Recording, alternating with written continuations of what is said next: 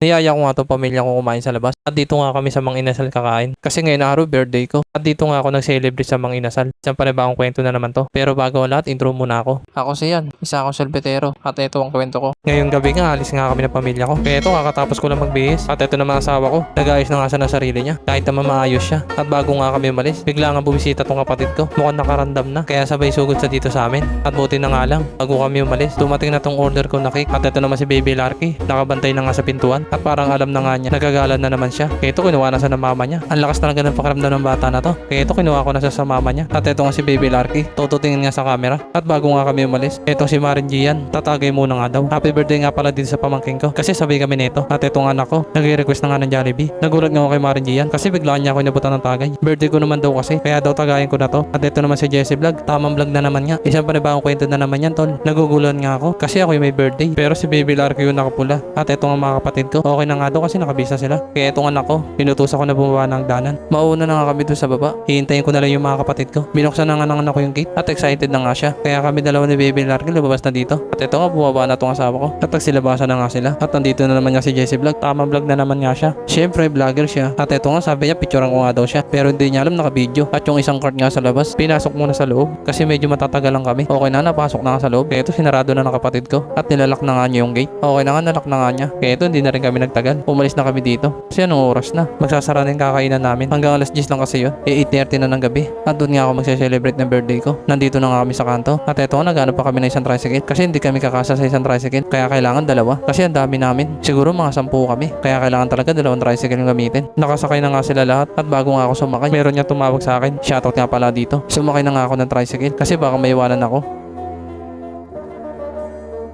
Nandito na nga kami sa pupuntahan namin. Kaya ito bumaba na rin ako ng tricycle. At itong pamilya ko nagsibabaan na rin. Yun, shoutout muna boss. Ayun, shoutout.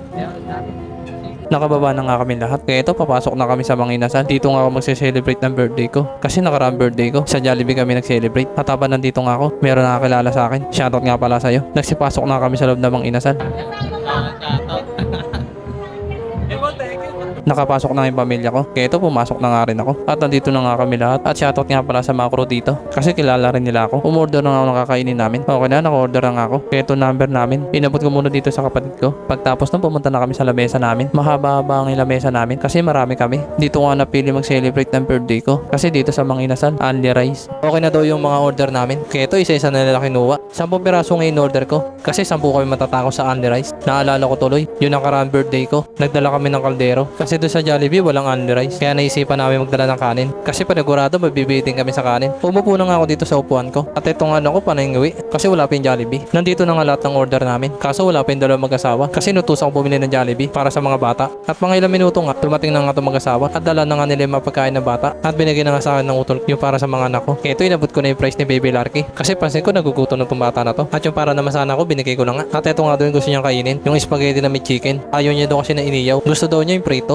Kaya ito nagsimula na kami kumain. Kasi kumpleto na kami. Kumain na nga rin ako. Kasi nagugutom na ako. At lahat nga kami nagugutom na. Kasi hindi na kami nagsaing. Dito na namin napili maghapunan. Kaya ito anak ko sarap na sarap sa kinakain niya. At pati nga to si Baby Larky. At halos lahat nga kami nasasarap pa sa kinakain namin. Naubos na nga yung kanin ko. At buti na lang dumating na yung kanin. Kaya ito ibang kapatid ko. Nagsinya na ng kanin. Hindi na nga namin naisipan magdala ng kaldero. Kasi dito naman kami sa Mang Inasal kakain. Kaya hindi kami mabibitin sa kanin. Okay na nga may kanin na nga ulit ako. Kaya ito sinimulan ko na ulit kumain. Masarap talaga ng ganito. Yung sama-sama kami kumakain sa isang lamesa. Naubos na yung chicken ko, kaya hindi na ako kumain. At ito naman ako, tapos na nga rin kumain. At ito ang pamangkin ko, pinaglalaro na yung cook. At ito naman si Jesse Vlog, tamang vlog na nga siya. At ito ang utol ko, tapos na nga magugas ng kamay. Dahil nga tapos na ako kumain, tumayo na ako sa inupuan ko. At yung iba nga hindi pa rin tapos kumain. Nakita ko nga to si Baby Larky, at wala na nga siya kinakain. Kaya ito kumuha ko ng price ng Jollibee, at binigay ko sa kanya. Kaya ito tuwan-tuwa na naman siya. Ito lang kasi nagpapasaya sa kanya yung pagkain. Dahil nga tapos na kayo kumain lahat, kaya itong kapatid ko kinuha ng cake ko. At binubuksan na nga niya. Kasi magbo-blow na daw ako. At ito nga nabuksan na nga. At ito nga nakasulat, Happy Birthday Mang Yan. Sinindihan ko na nga tong kandila kasi magbo-blow na ako. Kami na nga lang tao dito sa Mang Inasal kasi magsasara na to.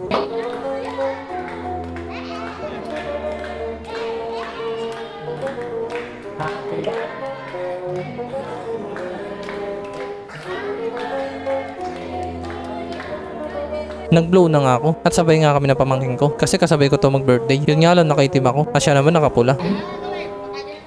Happy birthday to you. Bakit ako ngayon pa yaw? Happy birthday. Sino mo tayo? Go! Birthday kay Marian.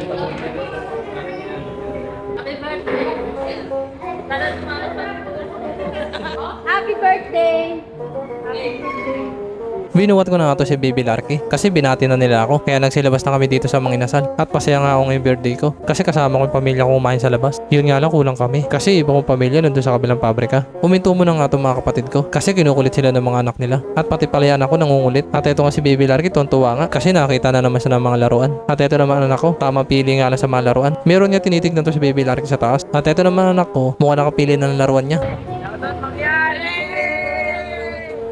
At habang nandito nga kami, nakilala nga ako ng mga kabataan. Kaya ito, sinama ko na sila sa vlog. Nakabili na nga ng laruan tong asawa ko. At ito nga, inabot na nga niya kay Baby Larky. Ito pala yung tinitignan kanina ni Baby Larky. Siguro paglaki nito, basketball player to. At ito nga anak ko, meron na nga rin napili. Kaya ito, umalis na kami. At yung mga pamangkin ko, nakapili na nga rin. Kaya ito, tumambay na kami dito sa kanto para maghintay ng jeep. At mga konti minuto nga, dumating na nga yung jeep. Kaya ito, naglakad na kami papunta sa jeep. Nandito na nga kami sa jeep. Kaya ito, pinauna ko na sila sumakay. At nagpauli na nga ako. Kasi pasok kayo! Ay, boss! Kagawad! Ay, kagawad. Escape! Punuan na nga sa loob, kaya kami dalawa ng utol ko. Lumapit na lang kami dito sa labas ng jeep. Kaya ito, todo kapit ako kasi isang kamay lang gamit ko. Hirap talaga maging content creator. Nandito na nga kami sa bababaan namin. Kaya ito, bumaba na ako. At ito ang pamilya ko, nagsibabaan na nga rin. Saglit nga lang ako sumabit sa jeep kasi meron agad bumaba. At saglit nga lang din ako nakaupo kasi malapit na kami bumaba. Ay, thank you, thank you. Oh, shout out. Happy birthday! Birthday to you! Nandito na nga kami sa iskinita namin. At habang pauwi nga kami, meron doon naghihintay sa akin.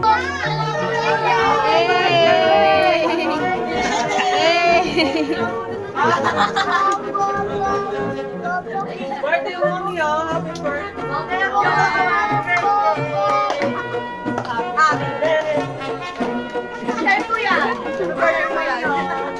Yung pala yung mga kapitbahay lang namin at binati nga nila ako. Shoutout nga pala sa inyo. Umakit na nga ako sa taas at napagod nga ako kakalakad. Kaya paano mga boss, hanggang dito na lang. Happy birthday nga pala sa akin. Sa mga bumati sa akin. Happy birthday sa akin.